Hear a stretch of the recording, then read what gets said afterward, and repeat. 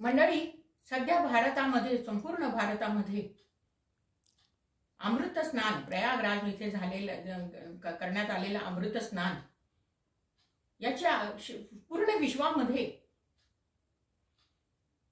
खूप कीर्ती पसरलेली आहे की कसं यांनी केलं असेल।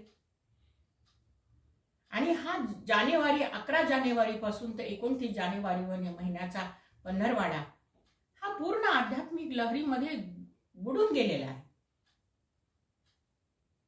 11 जानेवारी रामललाचा स्थापना दिवस, ते आपल्या मंदिरामध्ये स्थापन झालेले आहेत।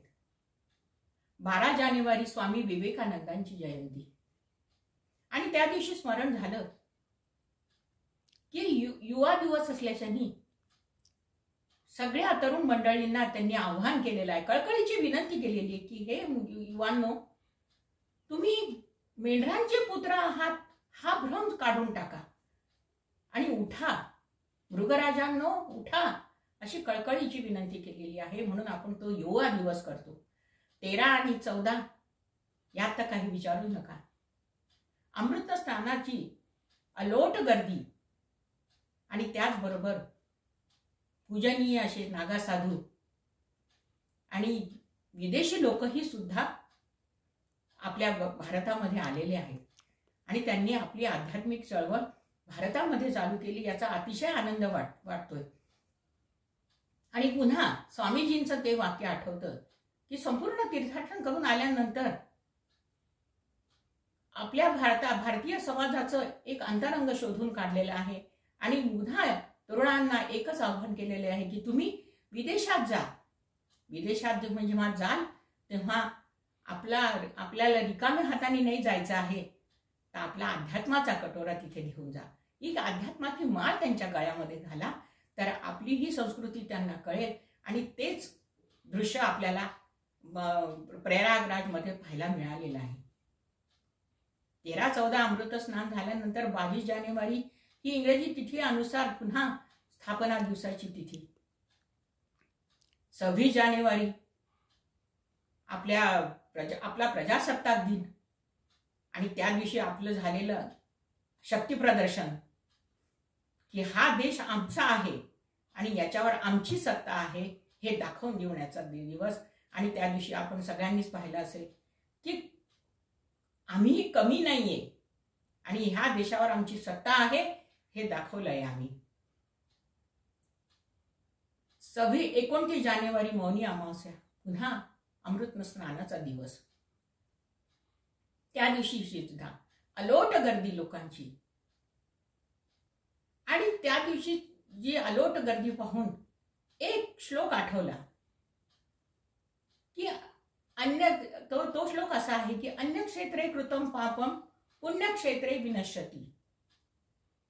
अन्नक्षेत्रे कृतं पापम पुण्यक्षेत्रे विनश्यति, पुण्यक्षेत्रे कृतं पापम वज्रलेपो भविष्यति। मला असं वाटते की हेच लोकांनी समजलं असेल की बाकीच्या ठिकाणी जे केलेलं पाप आहे ते आपण त्या प्रयागराजमध्ये जाऊन आपलं स्नान झाल्यानंतर आपलं ते नष्ट होईल आणि तिथे गेल्यानंतर आपल्याला पुण्य मिळेल, हा समज होता।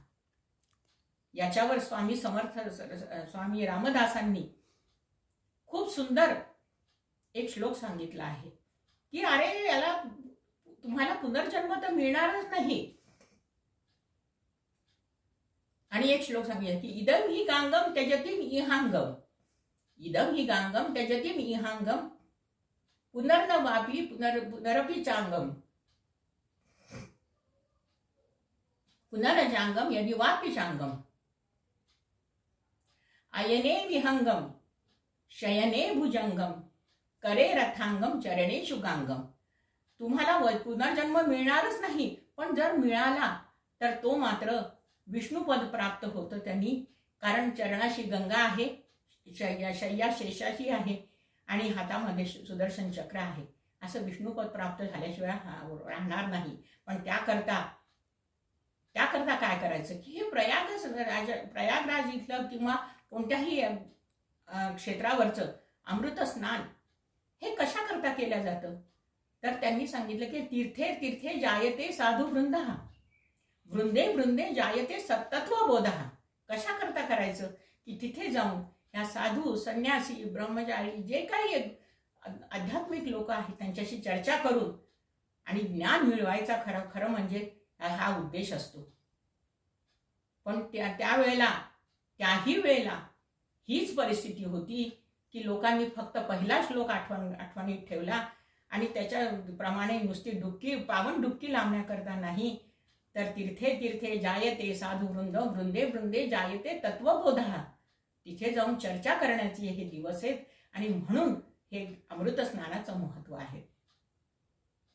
आणि मग त्यांच्या मनात आलं की तुम्ही जाऊ शकत नसाल, तुमच्यामध्ये शक्ती नसेल किंवा त्याचं हे असं विकृत रूप करण्यापेक्षा तुम्ही घरी बसून एकच करा.